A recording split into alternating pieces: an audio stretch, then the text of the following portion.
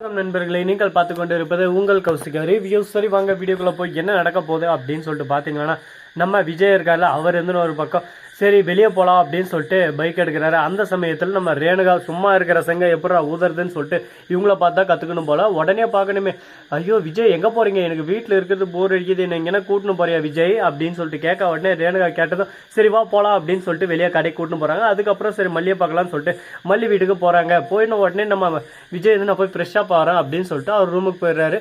நம்ம மல்லி வெளியே உட்காந்து இருக்காங்க. அந்த சமயத்தில் போயிட்டு கரெக்டாக சோபா மேலே நம்ம ரேணுகாவும் பக்கம் உட்காடுறாங்க.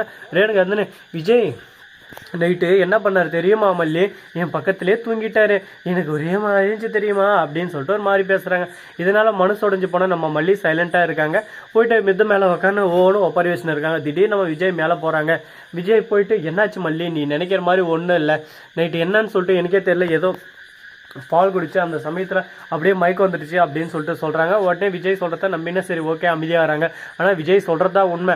ஆனால் நம்ம சுடரியை பொறுத்த வரைக்கும் இவங்க ரெண்டு பேரும் பிரித்து அந்த வாழ்க்கையை தான் எடுத்துக்கணும் அப்படின்னு சொல்லிட்டு ஆசைப்பட்டுன்னு இருக்காங்க. ரேணுகா ஒரு சுடரி என்கிற ரேணுகா, இவங்களோட அட்டுலியும் நாளுக்கு நாள் அதிகமாயின்னு போயினே இருக்குது. இதை இப்படியே வச்சு வைக்கக்கூடாது, இதை அப்படியே சும்மா ஆணிவேலே கிள்ளி எரிஞ்சிட்டோம்னா இதுக்கப்புறம் பிரச்சனையே வராது அப்படின்னு சொல்லிட்டு நம்ம அண்ணன் பொண்ணு டிஸ்கஸ் பண்ணிருக்காங்க. அதை பார்க்கும்போது நமக்கு ஒரு பக்கம் கரெக்ட் தாங்க, இவங்க சொல்கிறது எல்லாமே கரெக்டு தான், இதுக்கேற்ற மாதிரி நாமளும் செஞ்சு தான் ஆகணும்.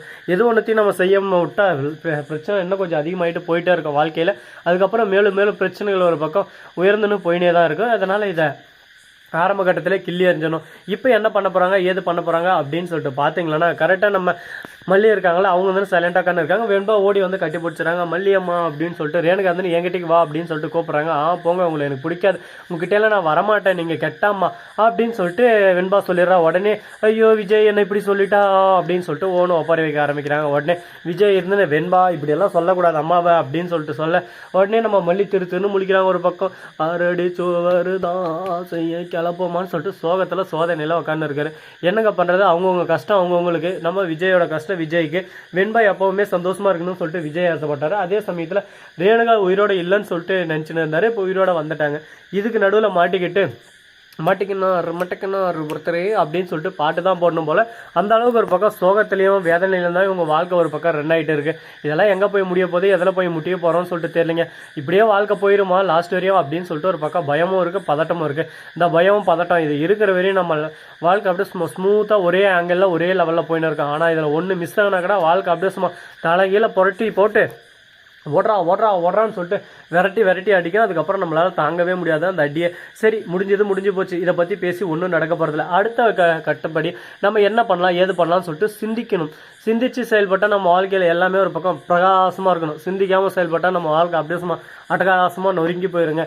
அதனால் நம்ம என்ன சிந்திக்க போகிறோம் என்ன செய்ய போகிறோம் அப்படின்னு சொல்லிட்டு பார்த்தீங்கன்னா, அது வேறு எதுவும் இல்லைங்க, நம்ம கதிரேசன் இருக்கார்ல சொட்ட மாட்டேன், அவர் வந்து நைஸாக அப்படியே சும்மா அழகாக நம்ம விஜயை அவரோட வழி கொண்டு வரணும்னு பார்க்குறாரு. மாப்பிள்ளை எனக்கு ஒரு ஆசை, இந்த டெண்டர் எப்படியோ நான் நினச்ச மாதிரி எனக்கு தான் வந்துருச்சு, நம்ம கையை விட்டு போவாது. ஆனால் இருந்தாலும் இந்த டெண்டரை நீங்கள் எடுத்து செஞ்சால் எனக்கு இன்னும் சந்தோஷமாக இருக்கும், இந்த ஒரு ஆசை மட்டும் நிறைவேற்றுறீங்களா அப்படின்னு சொல்லிட்டு கேட்குறாங்க. நிஷாவுக்கு அப்படியே சும்மா கீழேருந்து மேலே வரையும் சுள்ளுன்னு ஏறுது ஒரு பக்கம். ஏடா நான் இத்தனை நாளாக உனக்கு பொண்ணா பிறந்து வளர்ந்து இந்த கம்பெனியில் ஒரு ஆளை நின்று இருக்கேன், நாளாக உன் கண்ணுக்கு தெரில, இத்தனை நாளாக கெட்டவா பட்டவன் மாப்பிள்ளை, இப்போ பொண்ணு வந்துட்டு அப்படியே சும்மா நல்லவனா தெரிறானா, இந்த கம்பெனி எடுத்து ரன் பண்ண முடியுமான்ற அளவுக்கு கேட்க வந்துட்டு இருக்காங்க. கிடைச்சா கேப்பில் கெடா வெட்டுவாங்கன்னு அது இதுதான் போல.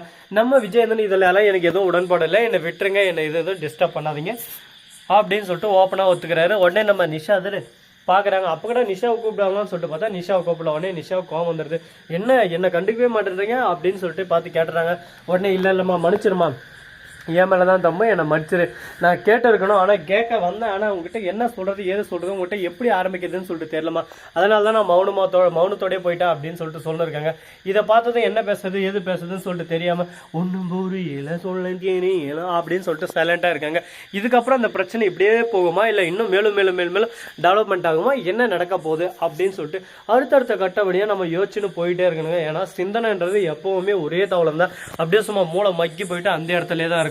நம்ம மல்லி இப்ப கவலைப்பட்டு இருக்காங்க. மல்லியோட கவலைக்கு மருந்து ஆறுதல் எல்லாமே நம்ம விஜய் தான். அப்படிப்பட்ட விஜய் கரெக்டா இருப்பாரா இருக்க மாட்டாரா, இதுக்கப்புறம் அவரோட வாழ்க்கை எங்க தொடங்க போகுது, இந்த ரேணுகா சுடரி என்ற உண்மை எப்ப தெரிய வரப்போகுது அப்படின்னு சொல்லிட்டு பல கேள்விகள் ஒரு பக்கம் ஓடிட்டு இருக்குங்க. இந்த கேள்விகளுக்கு மத்தியில நாம ஒரு பக்கம் உருண்டு ஐயோ புரண்டு என்னடா நடக்க போகுது, இதுக்கு எதுவும் தீர்வே இல்லையா எதனா ஒரு தீர்வை கொடுங்கடா அப்படின்ற மாதிரி தான் நாமே ஒரு பக்கம் கேட்டுன்னு இருக்கோம். கண்டிப்பாக தீர்வு கிடைக்குங்க. கிடைக்க வேண்டிய நேரத்தில் கரெக்டான நேரத்தில் நமக்கான தீர்வு கிடைக்கும். அந்த தீர்வை நாம் எடுத்துக்கிட்டு அதில் நாம் முன்னேறி க்ரோத் ஆகணும். அதை விட்டு ஐயோ இங்கே போடுறான் அப்படின்னு சொல்லிட்டு நம்ம கவலைப்பட்டுக்கிறதுனால ஒன்றும் நடக்க போகிறது இல்லைங்க. அடுத்த கட்டத்துக்கு நம்ம என்ன பண்ணணும் அப்படின்னு சொல்லிட்டு அடுத்த விஷயத்தை நம்ம யோசிச்சுன்னு போனால் நம்ம வாழ்க்கை பிரகாசமாகவும் சந்தோஷமாகவும் இருக்க ஒரு பக்கம். அது போல் இவங்க நடந்துக்கலாம் என்ன நடக்க போகுது எது நடக்க போகுதுன்னு சொல்லிட்டு சரியில்லைங்க. ஆனால் கண்டிப்பாக ஏதோ ஒன்று நடக்க போகுது, சிறப்பான சம்பவமாக நடக்க போகுது. அது சம்பவமாக இருக்க போதா இல்லை சரித்திரம் மாத்தம் ஒரு நிகழ்ச்சியாக இருக்க போதான்னு சொல்லிட்டு பொறுத்திருந்து பார்த்தா தாங்க தெரியுது. ஏன்னா நிறைய மாற்றங்கள் இங்கே கொண்டு வந்திருக்காங்க. என்னென்ன மாற்றங்கள் கொண்டு வந்திருக்காங்க அப்படின்னு சொல்லிட்டு பார்த்தீங்கன்னா, நம்ம மல்லி இருக்காங்களே அவங்க என்ன சொல்கிறாங்க அப்படின்னு சொல்லிட்டு பார்த்தீங்கன்னா, இந்த பாருங்கள் ரேணுகா அக்கா, நீங்கள் விஜய்கிட்ட அவ்வளோவும் க்ளோஸாக நெருங்காதீங்க அப்படின்னு நல்லா சொல்லணும்னு ஆசை தான். ஆனால் நம்ம அண்ணா பொண்ணு சொல்லிடுறாங்க, ஏய் ரேணுகா நீ உண்மையான ரேணுகா இல்லைன்னு சொல்லிட்டு தெரியும், உனக்கு பைத்தியம் இல்லைன்னு சொல்லிட்டு எனக்கு தெரியும்.